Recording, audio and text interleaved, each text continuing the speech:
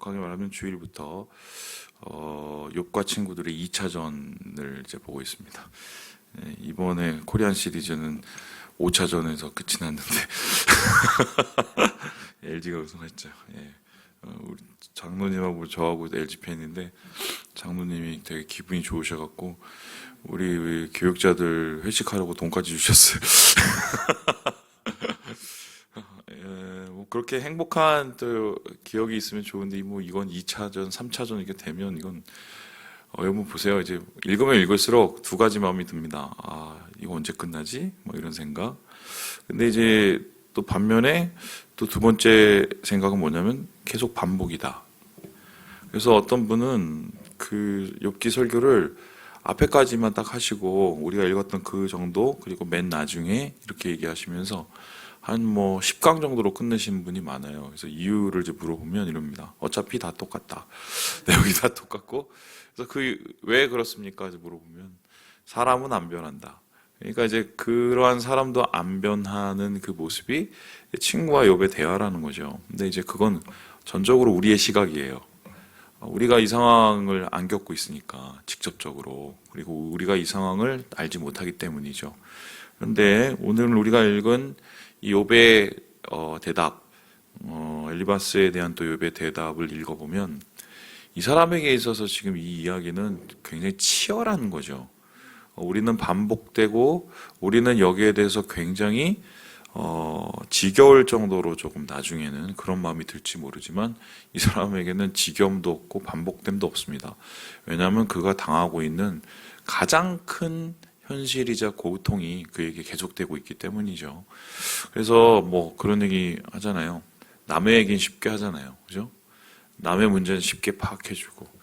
그런데 그러지 못하는 이유를, 내 이야기를 그렇게 하지 못하는 이유를 보면 그게 내 문제가 되면 이건 온통 뭐 정신은 못 차리고 그 고통이 내 고통이 되면은 온통 우리가 거기에 빠져 사는 게 마찬가지일 텐데 지금 욥의 이야기를 읽고 또 우리 욥기에 나타난 친구들과의 대화를 우리가 읽을 때 좀 그런 시각이 좀 필요해요. 그러니까 이 이야기는 우리가 지금 제3자의 시각으로 바라볼 뿐이지 욥의 고통 속에 있는 욥의 이야기들, 그것을 현장에서 당하고 있는 그 욥, 그리고 그를 보고 있는 욥의 친구, 이걸 다시 한번 우리가 기억할 필요가 있습니다. 그래서 저는 이제 어떤 생각이 들었냐면 개인적으로 욥기를 쭉 이번에 살펴보면서 이제 반복되는 이야기들, 반복되는 고통의 얘기, 반복되는 또 친구들의 또 따가운 얘기, 이거를 보면서 생각나는 이 책이 한 권 있었습니다. 그 책이 뭐냐면 바로 다름 아니라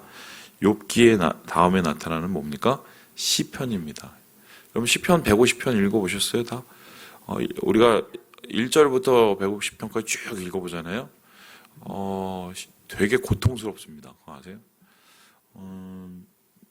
그 매일 성경은 150편까지 쫙 읽는 것이 힘든 걸 알기 때문에 시편을 중간중간에 잘라서 넣었어요. 그래갖고 시편을 1편부터 150편까지 쫙 못 읽습니다.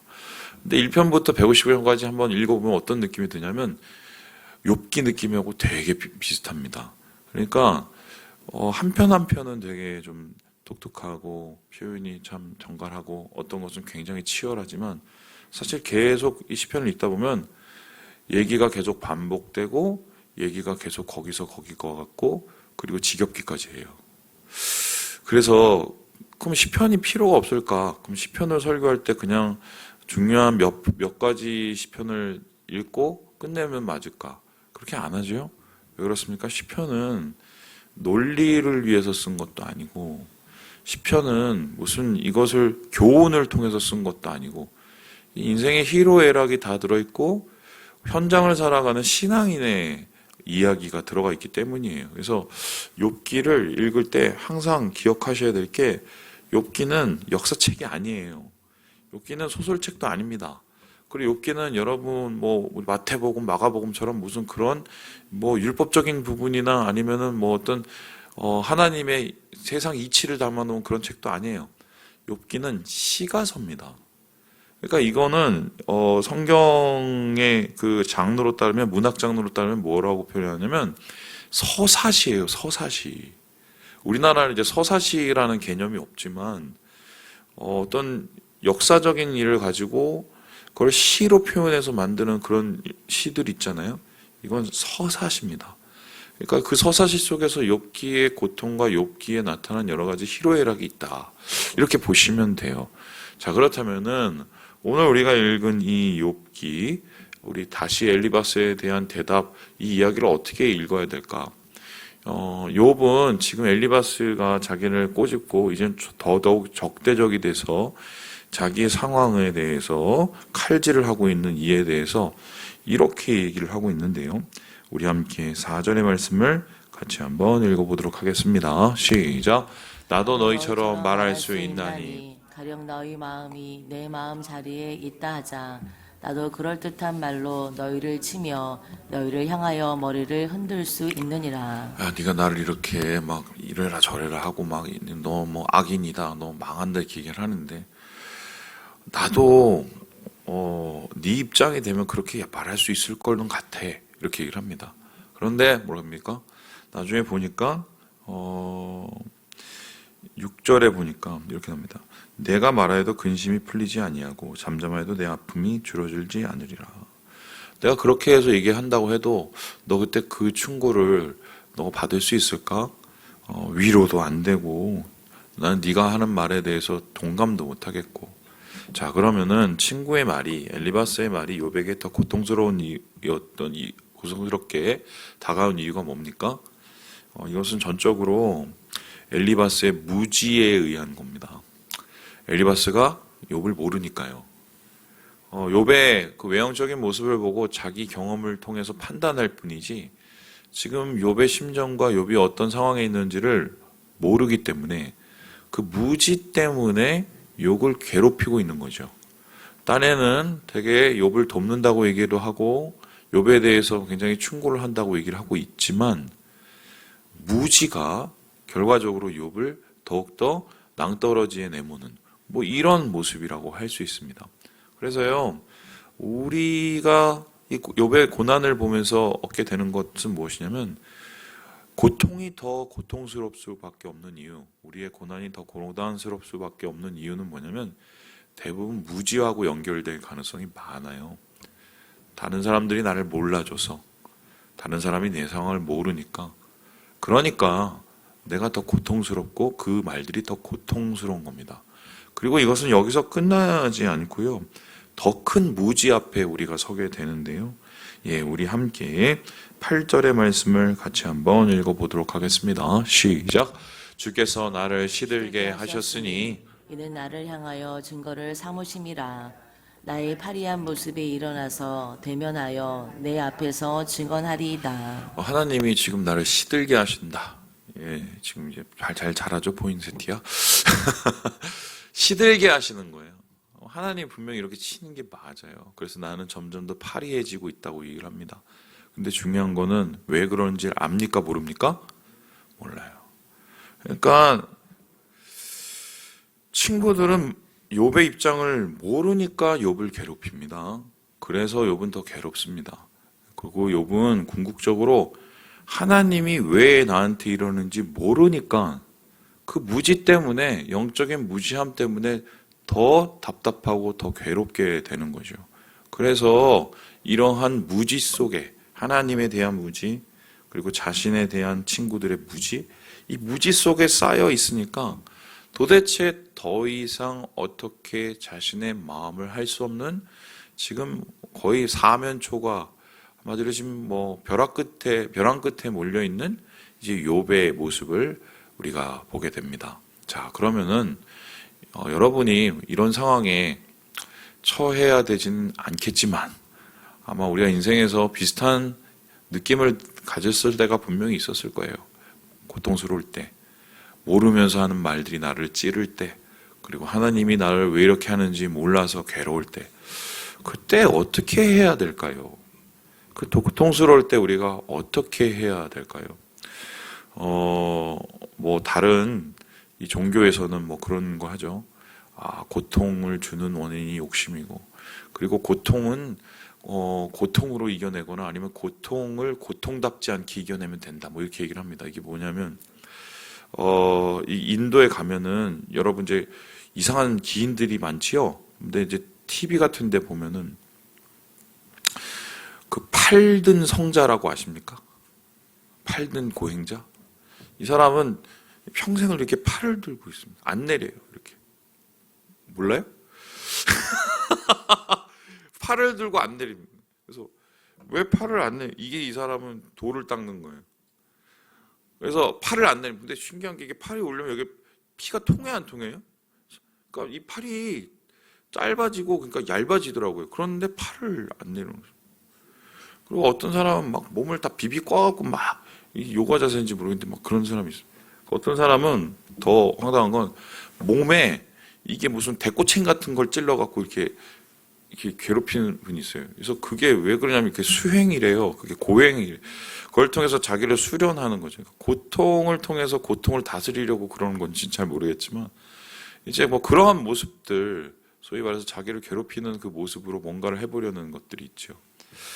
그렇다면 그러한 고행의 방법이 과연 맞을까? 그렇게 하면 정말 고통을 이겨낼 수 있을까? 뭐 이런 거죠. 느끼지 않으면 된다. 느끼지 않으면 된다. 근데 제가 이제 어제 쉴 때 이제 가끔씩 보는, 요즘에 TV를 많이 봐요. 저기 뭐 이렇게 그런 뭐라 그러냐, 상담 프로그램 뭐 이런 것처럼 그런 거 다큐멘터리 좋아하니까. 그래서 그거를 보는데 그 오은영 박사인가요? 그분의 무슨 뭐 금쪽 상담소 뭐 이런 게 있어요. 거기에 한 연예인이 나오더만요. 연예인이. 근데 그 연예인이 어떤 분이냐면 옛날 과거에 굉장히 하이틴 스타로 유명했던 이제 그 남자 배우예요. 지금 뭐 이제 중년이 됐죠. 근데 이제 이분의 문제가 뭐였냐면 사람을 이렇게 만나면 그 사람의 이름이 기억이 안 난대요. 그리고 그 사람 얼굴하고 이름이 이렇게 매치가 안 된대요. 그리고 심지어는 자기한테 사기를 치고 간 사람도 당장 얼굴을 보고 기억을 못하는 경우도 있었다는 거예요. 그리고 심지어 같이 작품을 하고 지난주에 만났던 사람도 이름을 모른다는 거예요. 도대체 왜 그랬는지 이제 그거를 살펴보니까 그게 굉장히 좀 의외로 좀 그랬어요. 왜냐하면 이분이 이러한 이제 사람 얼굴을 잘 기억 못하고 이름을 잘 기억하지 못한 게 한 10여 년 넘은 거예요. 근데 10여 년 전에 어떤 일이 있었냐면 이혼하고 자식 뺏기고 그리고 무슨 사기당하고 사업 망하고 뭐 이런 굉장히 큰 인생에서의 좌절과 이 스트레스를 경험한 거죠. 근데 그 스트레스를 경험하고 좌절을 경험했었을 때 그 대부분들이 사람 때문에 생긴 거고 그 주변에 있었던 못된 사람들이 그 원인이었던 거죠. 그러면 우리는 보통 어떻게 합니까? 그렇게 생긴 어려움들과 스트레스와 고통이 오면 어떻게 하죠 보통? 승질을 내죠. 여러분 크리스천은 화를 내면 됩니까? 안 됩니까? 안 되는 거 맞아요? 성경에 예수님이 화 내라고 그랬어요? 화 내지 말라고 그랬어요? 화내라는 소리는 안 해요. 예. 화를 잘 처리하라고 그러지, 분을 잘 처리하라고 그러지, 분을 내지 말라는 소리를 안 합니다. 근데 생각을 해보세요. 옆에 사람이 나를 막 때렸어, 막. 그러냐? 아이고, 오늘은 또 이쪽을 때려주시네요. 멀쩡하게 그 사람을 쳐다볼 수 있어요? 믿음이 좋으면 그렇게 됩니까? 그건 사람이 아닌 거예요, 여러분. 맞으면 화나는 거고, 괴로우면은 소리 지르는 거고, 그게 인간이에요. 그런데 그것을 우리가 그 분노나 그 아픔들을 제대로 하나님과 함께 처리해 나가라는 거지. 그것을 마음에 품고 있다가 그것이 다른 식으로 표출이 돼서 폭력이 돼버리면 문제가 생기니까. 그러니까 주님께서 화를 내도 성이 나도 하루를 넘기지 말라고 얘기를 하잖아요. 화를 처리하라고 그러지 화를 내지 말라는 소리는 안 합니다. 여러분 생각을 해보세요. 만일에 화내는 게 그게 하나님이 원하시는 게 아니었으면 왜 하나님이 우리를 태어날 때부터 화나는 그런 능력을 가지도록 만들었겠어요? 이것도 뭔가 쓸모가 있으니까 그런 건 아닙니까? 그리고 하나님께서 우리를 만드실 때 하나님의 형상으로 만드셨다고 얘기하는데, 그 하나님의 형상이라는 것은 하나님의 인격이잖아요. 성품을 우리가 닮은 건데, 하나님은 화를 내십니까? 안 내십니까? 화내시죠? 화내셔서 불의와 그리고 악이 있는 곳에 그것을 어떻게 해요? 하나님의 공의로 그것을 해결해 버리시잖아요. 그리고 심지어는 우리를 대신해서 복수까지 해주시는 분이시거든요. 그러니까 화를 내지 말라는 건 그건 성경적인 게 아니에요. 사실 화내지 말라는 건 오히려 불교에 가까워요. 힌두교나. 잘못 알고 계시는 건데. 자, 그러면 우리가 고통이 오고 힘든 상황이 올 때 어떻게 하냐? 그 연예인 그 분을 보니까 그분은 어떻게 해결을 했냐면, 내가 그래도 연예인인데 다른 사람한테 그래도 안 좋은 모습 보이기 싫어서 그 화를 꾹꾹꾹 참다가 그게 안 되니까 어떻게 했냐면 머릿속에서 일종의 리셋을 시켜버리는 거예요. 그래서 그 어떤 나에게 스트레스를 준 그 일, 나에게 고통을 준 그 일을 통째로 잃어버려요. 머릿속에서 기억에서 지워요. 그런데 그게 지우는 게 아니라 그냥 마음 한편 구석에 던져버리는 거죠. 근데 그게 그러면 없어지느냐? 우리의 마음속에 감정은 절대로 안 없어져요. 심지어 우리가 외면을 해도 그게 없어지지가 않는단 말이에요. 그러면은 어딘가 덮어놓은 그 감정은 어떻게 됩니까? 나중에 다른 식으로 우리를 괴롭히는 거예요. 그래서 그분이 뭐 단기 기억 상실도 오고, 심지어는 한쪽 귀가 안 들려서 병원에 가봤더니 이게 극한 스트레스 장애로 인한 이게 이거더라고요. 뭐 청각 상실? 예. 그러니까 분노의 감정이 사라진 게 아니라 여전히 남아서 다른 식으로 그 몸을 망가뜨리고 있었던 거죠. 기억을 못하게끔 만들고. 자, 그러면 이 고통을 겪고 있는, 이 무지로 인해서 고통을 겪고 있는 이 욥, 자기에게 분노잖아요. 결국 분노잖아요. 화가 나잖아요. 야, 네가 어떻게 나한테 그렇게 얘기할 수 있어? 아유, 하나님 이거 왜 이래요 나한테? 화가 나잖아요. 그럼 이렇게 솟아나는 이 화를, 이 고통 속에서 괴로워하는 이 화를 도대체 어떻게 풀어야 될까? 어떻게 풀어야 될까? 여기에 대한 이야기가 오늘 말씀에 다 나와 있는 거예요. 그래서요, 이 얘기를 보면 우리 함께 9절의 말씀을 같이 한번 읽어보도록 하겠습니다. 9절의 말씀입니다. 시작. 그는 진노하사 나를 찢고 적대시하시며 나를 향하여 이를 갈고 원수가 되어 날카로운 눈초리로 나를 보시고. 여기서 그가 누굽니까? 하나님이. 하나님 보고 지금 이렇게 얘기하는 거예요. 이게 되게 좀 경망스러운 표현이잖아요. 하나님 내 원수네. 하나님 나한테 막 이를 갈고 계셔. 막 눈초리로 날 째려보셔. 예, 누가 나를 째려본다고 생각을 해보세요. 예. 그렇게 하나님에게 되고, 심지어는 10절에 보니까 주변에 있는 사람은 나를 모욕하고 뺨을 치고 대적을 하고, 11절에 보니까 하나님이 나를 완전히 버리시고, 그리고 12절에 보니까 나를 꺾으시고 불을 뜨시고, 그리고 13절에 보니까 하나님이 나를 화살을 쏴서 막 여기 막 뚫고 막 쓸개의 즙이 막 떨어지고, 막 이거 막 과장하잖아요, 하나님에 대해서. 그리고는 15절에 보니까 내가 굵은 배를 꿰매어 내 피부에 덮고 내 뿔을 티끌에 더럽혔구나. 엉망진창이라는 거죠. 사실 이거는 지금 자기의 상황을 한탄을 하는 것을 넘어서서, 솔직히 말씀드리면 하나님 앞에 지금 뭐 하고 있어요? 화내고 있는 거예요. 읽어보세요. 지금 이 얘기를 하면서 하나님 내가 지금 막 힘들어 죽고 하나님 왜 나를 째려보세요. 이게 아니라니까요. 하나님이 왜 나를 째려보시고, 하나님 왜 나한테 화살을 쏘, 하나님한테 화를 내고 있는 거예요 사실은. 그죠? 자, 그렇다면 우리가 다시 한번 고민해 보겠습니다. 이런 경망스러운 이 욥의 고백을 우리가 어떻게 봐야 될 것인가. 하나님은 이런 경망스러운 욥의 이야기를 어떻게 듣고 계셨을까? 이거를 해결할 수 있는 가장 좋은 방법이 있는데, 여러분이 욥의 아버지, 어머니라고 생각을 해보세요. 하나님이 아버지고 어머니잖아요. 내 자식이 그러고 있는데 뭔가 내 자식한테 말할 수 없는 이유가 있어. 근데 애가 너무 고통스러워하는 거야.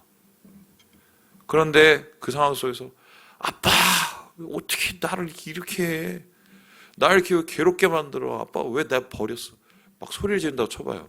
그 얘기를 듣고 이놈의 새끼가 저거 나한테 저렇게 욕을 해?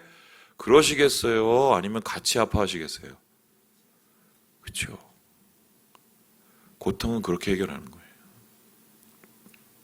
똑같은 일이 나중에 1500년 후에 있었습니다. 그게 누구냐? 바로 십자가에 달리신 예수님이셨어요. 예수님이 십자가에 달리시고서 돌아가시기 직전에 뭐라고 얘기하십니까? 엘리 엘리 라마 사박다니. 그게 뭐예요? 나의 하나님 왜 나를 버리시나이까? 자, 그게 하나님에서 하나님 왜 나를 버리시나이까? 이겁니까? 아니면 하나님 나의 하나님 왜 나를 어떻게 들리세요? 욥의 고백과 예수님의 고통의 고백은 지금 맞닿아 있어요. 고통은 참는 게 아니에요. 하나님 앞에서 쏟아내놓는 거예요. 쏟아내놓는 거. 네. 말씀을 마칩니다. 사랑하는 여러분, 주님 안에서 여러분 마음속에 있는 그런 모든 것을 쏟아내시고 하나님이 우리의 마음을 고치시고 세계를 열어주시는 것을 경험하는 오늘 하루 되시길 주님의 이름으로 축원합니다.